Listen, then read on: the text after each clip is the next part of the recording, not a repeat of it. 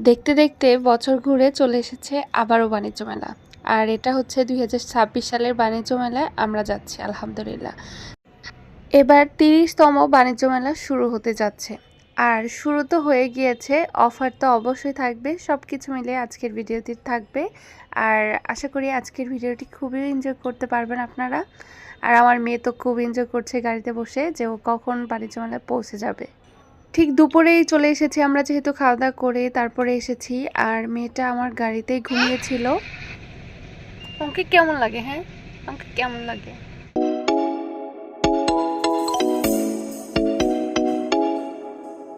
আসসালামু আলাইকুম। আমরা যাচ্ছি হচ্ছে বাণিজ্য মেলায়। আজকে আপনাদের সাথে শেয়ার করব অনেক কিছু ইনশাল্লাহ।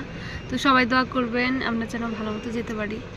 আর এখন হচ্ছে বাজে 2:45টার মতো। তো শুরু হয়েছে 3 তারিখে, আজকে হচ্ছে 17 তারিখ। তো আলহামদুলিল্লাহ এই বছরের প্রথম আজকে যাচ্ছি। সবাই সাথেই থাকবেন, লাইক দিয়ে প্লিজ শেয়ার করবেন। এবার আস্তে আস্তে একটু লেটই হয়ে গেল, কারণ হচ্ছে 14-15 দিন পরে কিন্তু আমরা বাণিজ্য মেলা যাচ্ছি। এর আগে আসার কথা ছিল, তো তখন আমার একটা অনুষ্ঠানও হয়েছিল, এরপরে শুক্রবার পড়েছিল, তখন এই জন্য আর আসা হয়নি। এরপর প্ল্যান করেছিলাম যে শুক্রবারে আসব, তারপরে শুক্রবারে তো ওই দিন তো একটা কাজে আটকে গিয়েছিল আপনাদের ভাইয়া, তো এই কারণে আর আসা হয়নি। শুক্রবারটা কিন্তু একদমই আসা যাবে না, কারণ হচ্ছে অনেক জ্যাম থাকে, অনেক ভিড় থাকে এখানে। আর এটা ছিল শনিবার, তো শনিবারে আমরা আসছি আলহামদুলিল্লাহ, মোটামুটি ভিড় পেয়েছি। এখানে এসে যেহেতু গাড়ি পার্কিং করবে সেই জন্য টিকিট কেনা হয়েছে, আর গাড়ি রাখার জন্য আমরা চলে এসেছি টিকিট নেওয়ার জন্য।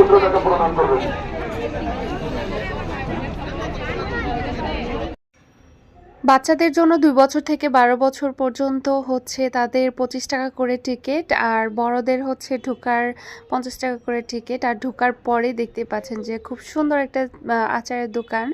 এখানে কিন্তু অনেক অনেক দোকান আছে। আর এই যে চাদরের দোকান দেখতে পাচ্ছেন, আমরা বাইরে চলে এসেছি, ভিতরে একটু ঘুরে তারপর আমরা বাইরে চলে এসেছি। বাইরের আবহাওয়াটা কিন্তু খুবই সুন্দর ছিল, যেহেতু ঠান্ডা ঠান্ডা দিন ছিল। আর বাইরে অনেক কিছু বসিয়েছে, আর মিউজিক তো সাথে ছিলই। এখানে কিছু পিক ওঠে, তারপর আমরা এদিক দিয়ে হাঁটাহাঁটি করছিলাম আর কি। দুপুরে যেহেতু খাওয়া দাওয়া করে আসিনি, আমরা টুকটাক খেয়ে নেব।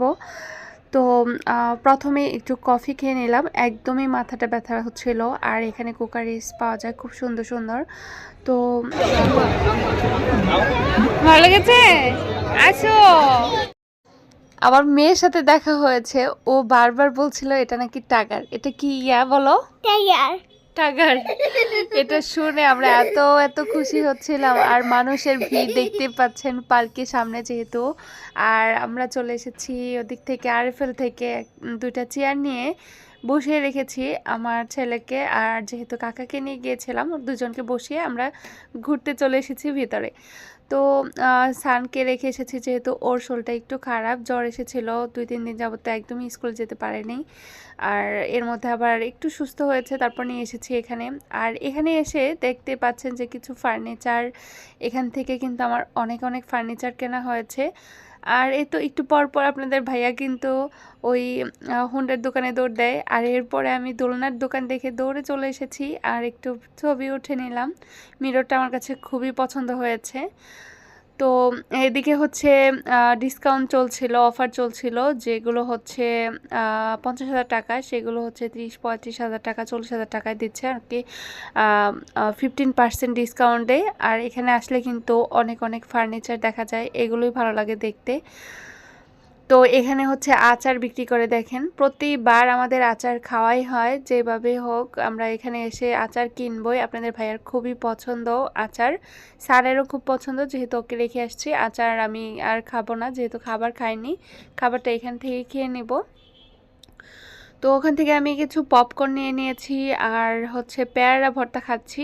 আর তার কিসে দেখেন কত সুন্দর, ইরানি হয়তো বা সুন্দর সুন্দর পাপোস পাওয়া যায়। আর এখানে হচ্ছে তার কিসের লাইটগুলো এত সুন্দর, এখান থেকে আসলে সরাই যাচ্ছিল না, এত সুন্দর লাগছিল। আর এখানের বাটিগুলো খুবই কিউট ছিল, আর একদমই পাতলা ছিল বাটিগুলো। ধরলাম দেখলাম একদমই পাতলা আর ইউজফুল, ওগুলো কিন্তু খুবই সুন্দর। আর এরপর আমরা চলে যাচ্ছি হচ্ছে মেয়ের জন্য ব্যান্ড কিনতে। তো এখানে এসে দেখলাম যে পার্কও আছে।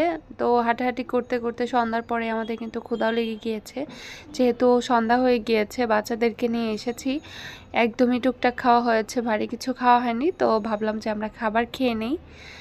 তো এখানে দেখতে পাচ্ছেন যে পার্কের অবস্থা, আমার মেয়েকে আমি একটুও দেইনি, কারণ অনেক অনেক ময়লা ছিল। আর একা যেহেতু আমি ওকে দিবই না, আমি বাহিরের পার্কে এখন একটু কমই দিই আমরা, যেহেতু যমুনাতে খেলে বা ভালো ভালো যে আইটেমগুলো আছে সেগুলো তো দেই, কিন্তু ময়লাতে একদমই ডাস্ট অ্যালার্জির জন্য দেই না। তো যাই হোক, আমরা কিন্তু খেতে চলে এসেছি। ইয়া আচ্ছা আচ্ছা, আমরা দিক দিয়ে পুরোটা করলাম।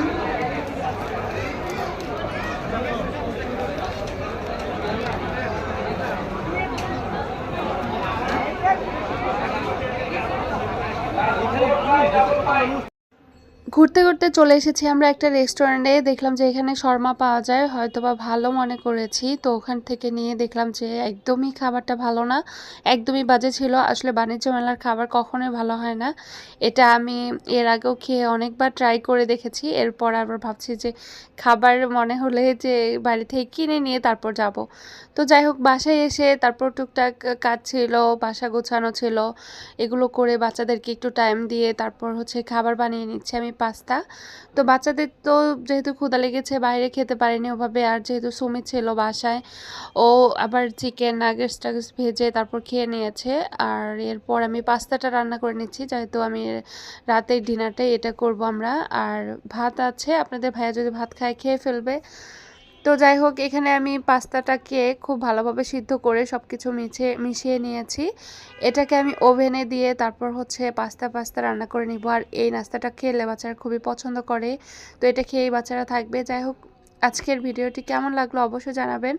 আর এই যে আমি পাস্তার জন্য মেয়োনিজ তৈরি করে নিয়েছি। আমার মেয়োনিজটা যেই খায় সেই খুব পছন্দ করে, আমার জন্য না, আমি আসলে নিজেই এটার প্রেমে পড়ে যাই আর কি, ফিদা হয়ে যায়।